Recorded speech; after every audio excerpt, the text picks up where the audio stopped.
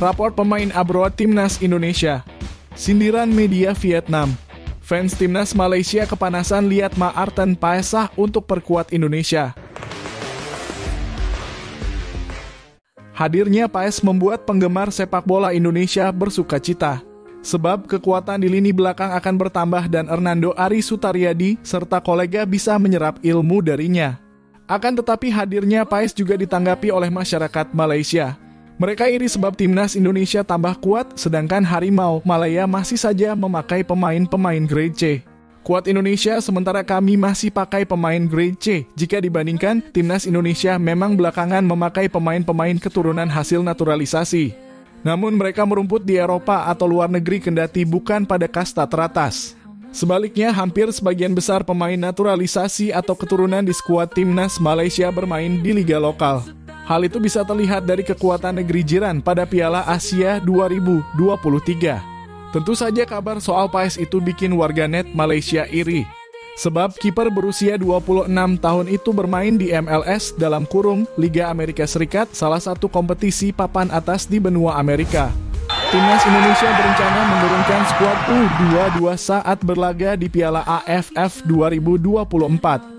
Nantinya skuad senior akan fokus menjalani babak ketiga kualifikasi Piala Dunia 2026 zona Asia, sekaligus langkah untuk lolos ke Piala Dunia 2026.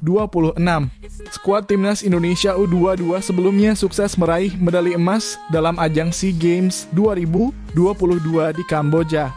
Media yang berbasis di Vietnam, Soha VN, menyindir keputusan Indonesia yang menurunkan para pemain muda. Menurut media itu, Indonesia belum pernah menjuarai Piala AFF, sehingga supporter menginginkan prestasi itu. Faktanya, Indonesia belum pernah menjuarai Piala AFF. Lantas bagi negara pecinta sepak bola seperti Indonesia, apakah mereka punya keinginan tersebut? Percayalah jawabannya adalah ya, tulis Soha. Media tersebut juga menuliskan jika Timnas Indonesia sudah 6 kali lolos ke final Piala AFF, namun semuanya gagal untuk juara. Jadi pastinya keinginan pecinta sepak bola tanah air untuk juara Piala AFF semakin besar tambahnya. Rapor pemain Timnas Indonesia yang kini sedang menjalani karir di Eropa membela klub masing-masing akhir pekan lalu. Pertama dari daratan Inggris, Bagot bermain penuh pada laga pekan kedua League One saat Blackpool bersua Stockport County. Pada duel di Stadion Blow-on-Field Road itu, Blackpool kalah dengan skor 0-3. Blackpool bermain dengan formasi 3-5-2, Bagot jadi salah satu andalan di lini belakang. Pemain 21 tahun itu dimainkan sebagai bek tengah. Sementara Swansea berjumpa dengan Preston North End. Mereka meraih kemenangan dengan skor 3-0. Nathan Chu Aon ambil bagian pada laga itu walau dengan porsi yang tidak mencolok. Nathan Chu Aon memulai laga dengan duduk di bangku cadangan. Pemain 22 tahun itu baru dimainkan pada menit ke-88. Walau begitu, dia mampu mencatat 7 sentuhan dengan bola dan melepas 4 umpan sukses. Bergeser ke Belgia, KV Mechelen menelan kalahan dengan skor 1-3 dari Anderlecht pada akhir pekan lalu.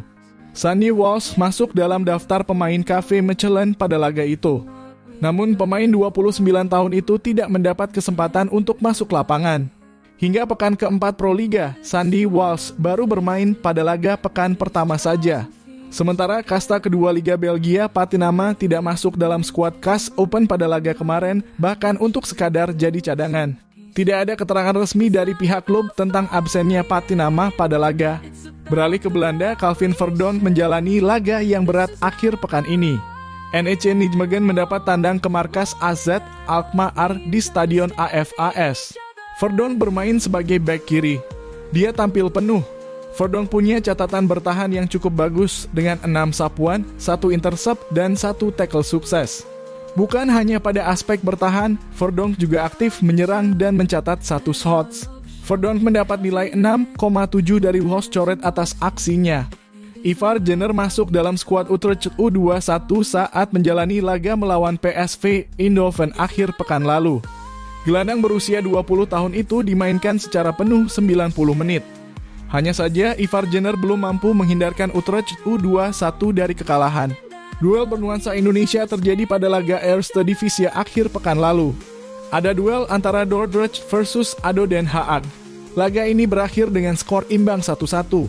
Di kubu Dordrecht ada nama Maurits Mohinoke yang pernah bermain untuk Indonesia U20 pada ajang Toulon Cup. Namun statusnya bukan WNI dan peluang dinaturalisasi sangat kecil. Sedangkan di kubu Ado Den Haag ada nama Rafael Struijk. Penyerang 21 tahun itu bermain sejak menit awal. Terakhir ke tanah Italia, Jay Itzes harusnya ambil bagian pada laga Venezia melawan Lazio pada pekan pertama Serie A 2024/2025 di Stadion Olimpico. Hanya saja Jay Itzes terpaksa absen karena akumulasi kartu. Baru pekan pertama kok sudah akumulasi kartu kuning?